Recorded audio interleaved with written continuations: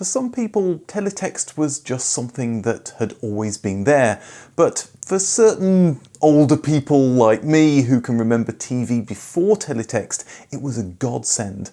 Before this, the idea of instantly finding out the latest news, weather or sports scores was impossible. Teletext changed all that in 40 columns and 24 rows of blocky text and gaudy graphics. And it became popular despite the expense of teletext-capable TVs. But where did the idea come from? Why wasn't it a thing in the USA? And why is it back on the internet? This is the teletext story.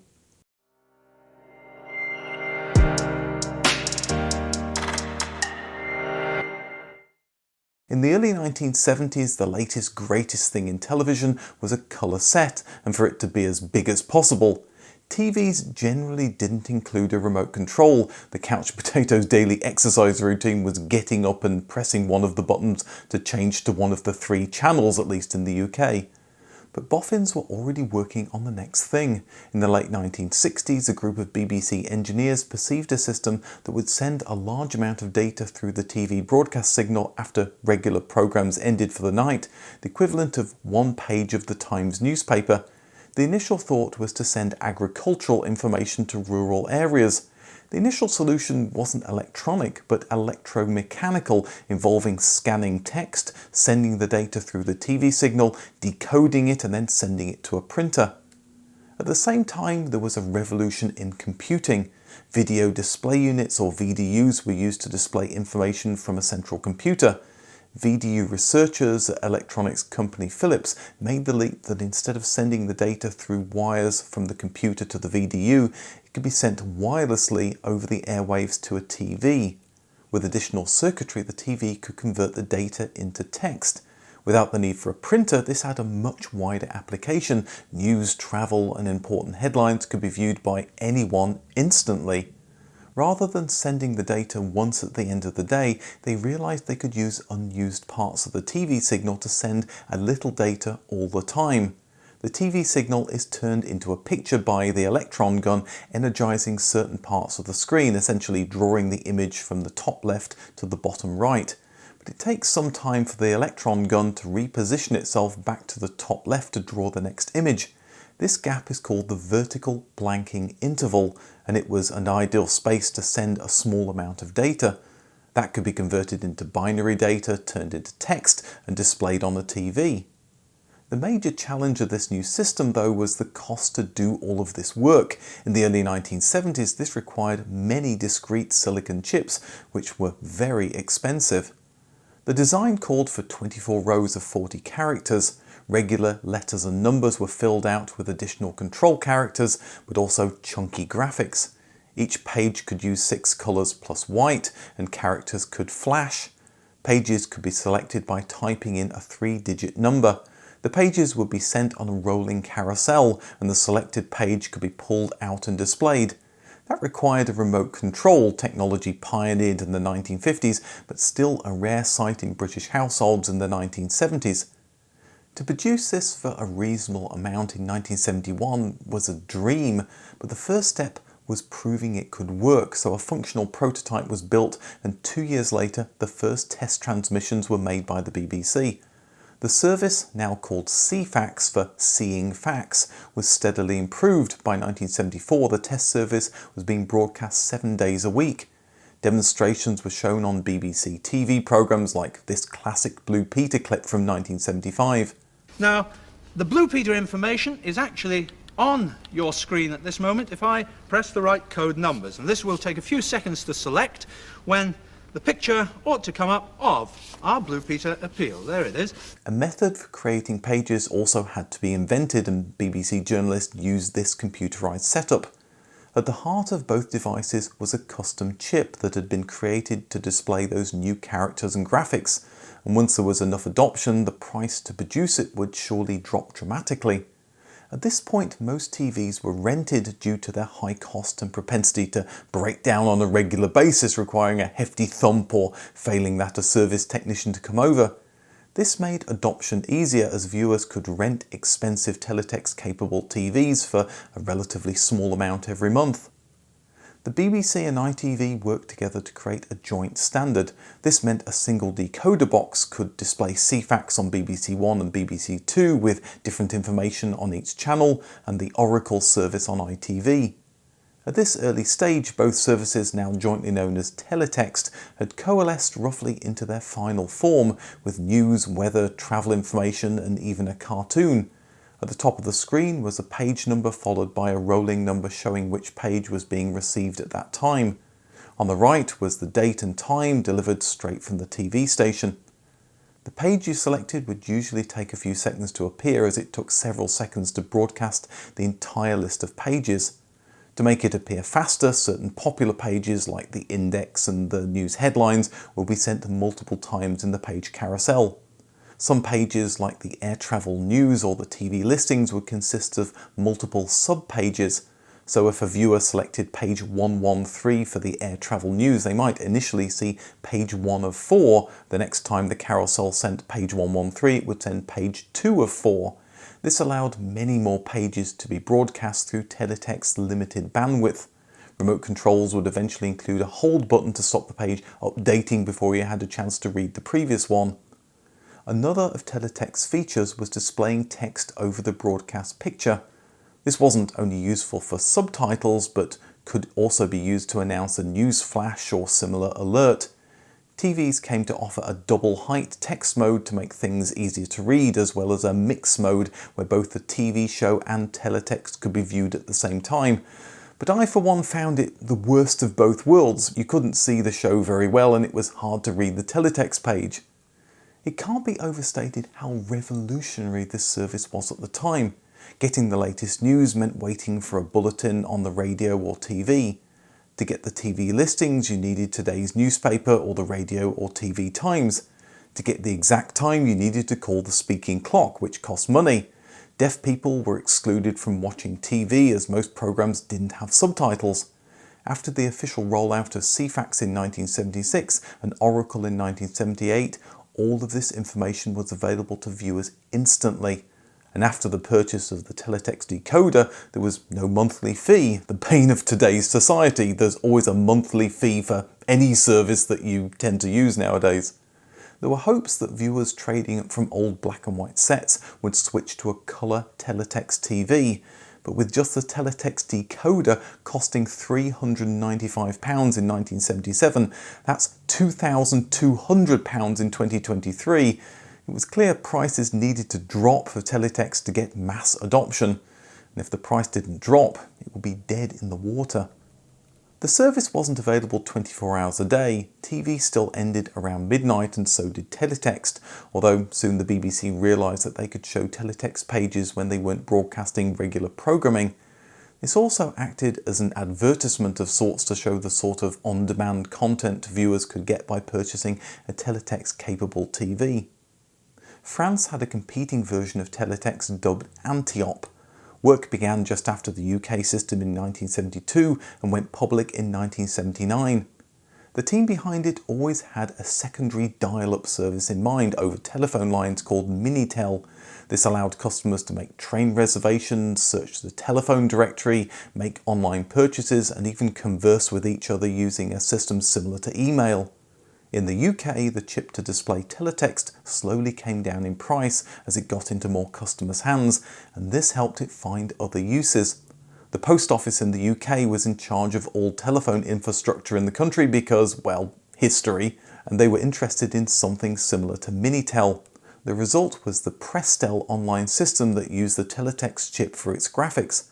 The chip was also used in some home computers, which is why the BBC Micro's Mode 7 looks so similar to teletext. In fact, there was even a teletext decoder box created for the BBC Micro. Both Ceefax and Oracle even broadcast computer software that could be downloaded.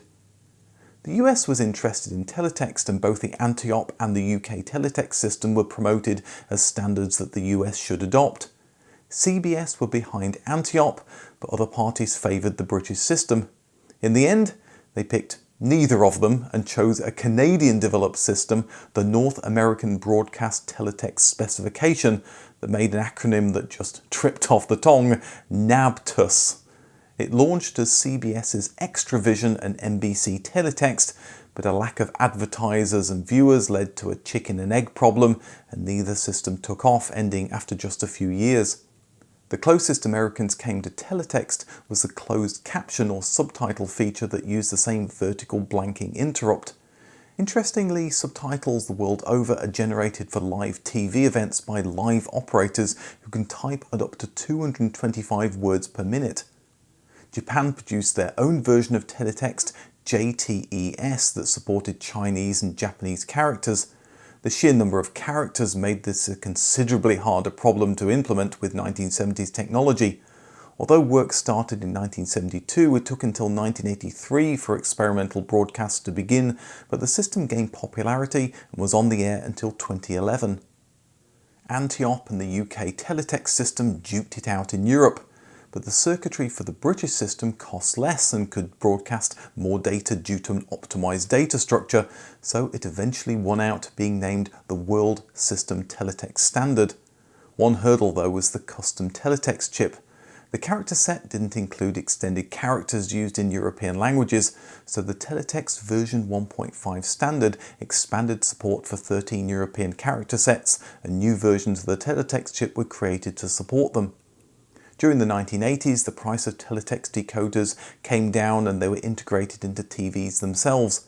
As they needed a remote control, the combination of teletext and a remote made for a compelling deal. Despite the high price, it was still £100 more than a regular set. That's around £340 in 2023. In 1980, the UK had around 150,000 teletext sets. Just 2 years later, it was 2 million, with viewers being encouraged by Tom Baker to page the Oracle. For the very latest news, for the recipe of the day, for the very latest holiday information, page the Oracle. Oracle is ITV's very own information service. Page after page of vital news and views, from browning under the grill to browning under the sun, and all at a touch of a button. For the very latest information, page the Oracle. The price of TVs had come down and reliability had improved to the point where for many, buying made more financial sense than renting. By then, teletext had expanded to sports results, traffic information, recipes, puzzles, quizzes and jokes. Teletext even had a limited form of interactivity. The joke's punchline or another day on the digital advent calendar could be revealed by pressing the reveal key on your remote. But even in the late 1980s, the price of teletext TVs remained stubbornly high, still £100 more than regular sets. But it was more popular than ever. It was common to sit and wait for your page to roll around on the carousel, only to find you got page 5 of 7 and you needed page 4 of 7, leading to more waiting. But without the internet, it was still the best way to get up-to-the-minute information. As computer memory became cheaper, some teletext decoders stored some or all of the pages in the carousel as they came around, making page access faster or even instantaneous. New teletext chips supported multi-language support, meaning virtually any teletext TV bought in Europe in the 1990s could work in any European country. Teletext got a little too popular, in fact. Spanish prisons had to remove teletext-capable TVs from their prisons when they found inmates were being passed information through teletext bulletin board pages. In 1991, the competing Antiop system in France threw in the towel and converted to the European teletext standard, and the price of teletext finally dropped. By the mid-1990s, it was only adding about £20 to the cost of a set, and so was included on almost all TVs. The teletext standard was updated to version 2 in 1988. It featured multi-language support, 32 colour mode, and the ability to redefine characters. Version 2.5 or high text in 1995 expanded this to a 4,000 colour palette and redefinable characters that made for a much better graphical experience. They were used on the continent but never came to the UK. One new feature that did make it to the UK though was Video Plus, or should that be Video Plus Plus? Recording your favourite programme was a multi-step process, and some owners had enough problems trying to set the clock. With Video Plus, each programme had its own unique code. Just type the number into the VCR and the programme would be recorded.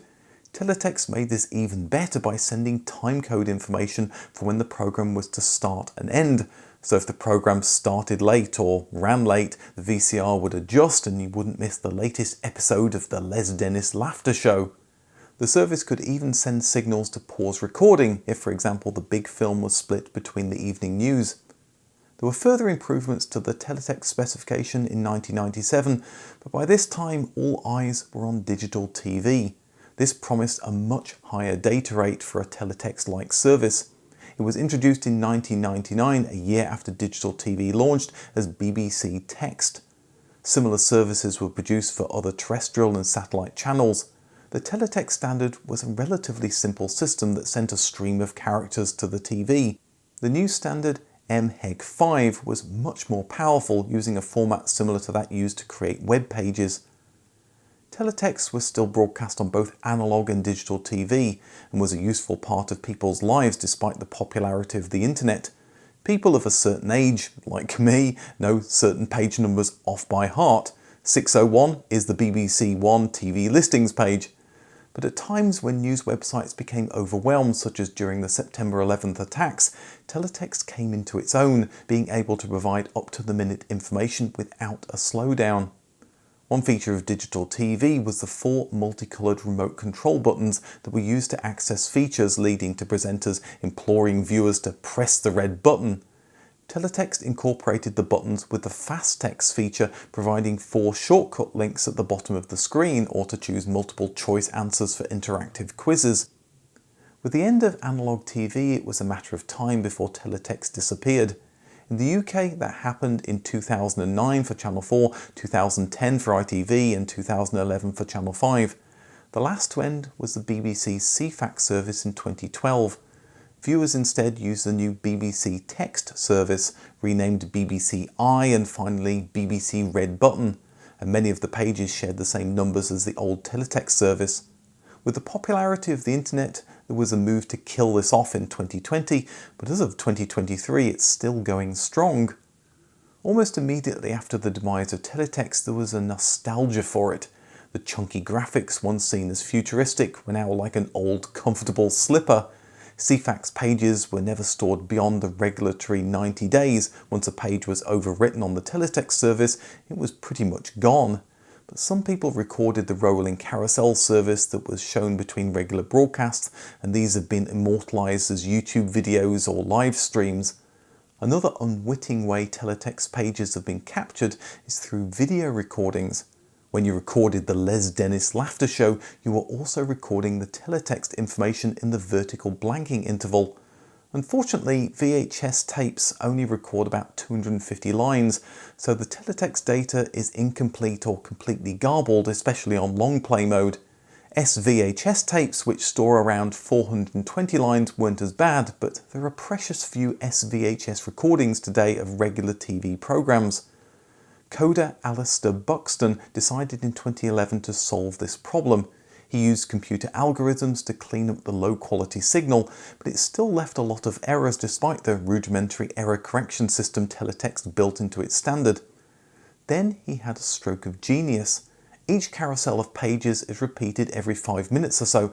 All he had to do was grab every carousel on the recording and choose the most likely character from each one.